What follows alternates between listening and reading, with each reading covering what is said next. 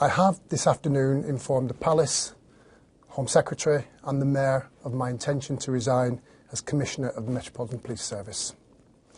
I've taken this decision as a consequence of the ongoing speculation and accusations relating to the Met's links with News International at a senior level, and in particular in relation to Mr Neil Wallace, who, as you know, was arrested in connection with Operation Wheating last week. First, I want to say what enormous privilege it has been for me to lead this great organisation that is the Met. The recent example of the heroism and bravery of Met officers in chasing armed suspects, involving the shooting of one of my officers, is typical, but is in danger of being eclipsed by the ongoing debate about relationships between senior officers and the media. This can never be right.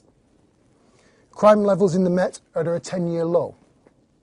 You have seen the Met at its glorious and unobtrusive best on the occasion of the royal wedding. The professional and restrained approach to unexpected levels of violence in recent student demonstrations. The vital ongoing work to secure the safety of the capital from terrorism.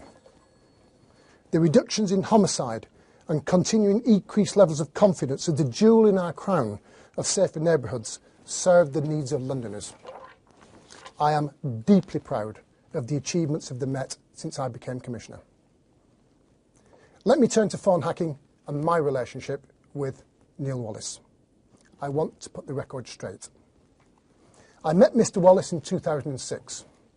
The purpose of that meeting was, as with other journalists, to represent the context of policing and to better inform the public debate carried out through the media on policing issues.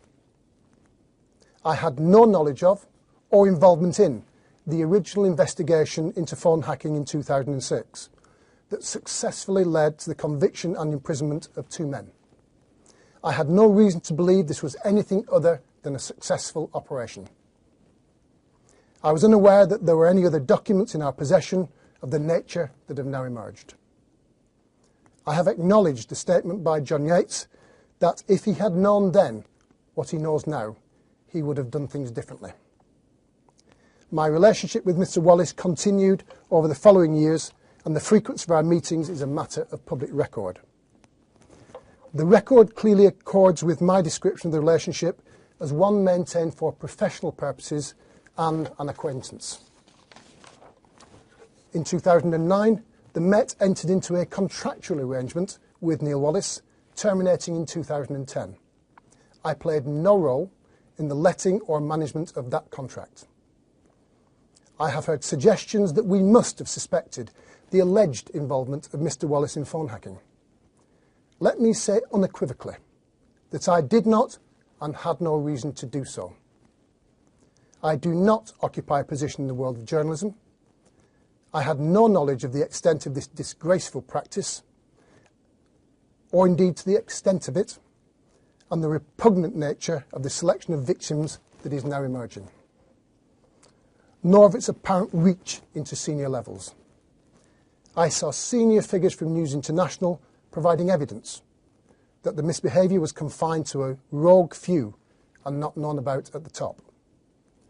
One can only wonder about the motives of those within the newspaper industry, or indeed beyond, who now claim that they did know, but apparently kept quiet. Though mine and the Met's current severe discomfort is a consequence of those few that did speak out, I am grateful to them for doing so, giving us the opportunity to right the wrong done to victims. And here I think most of those especially vulnerable people who deserved so much better from all of us.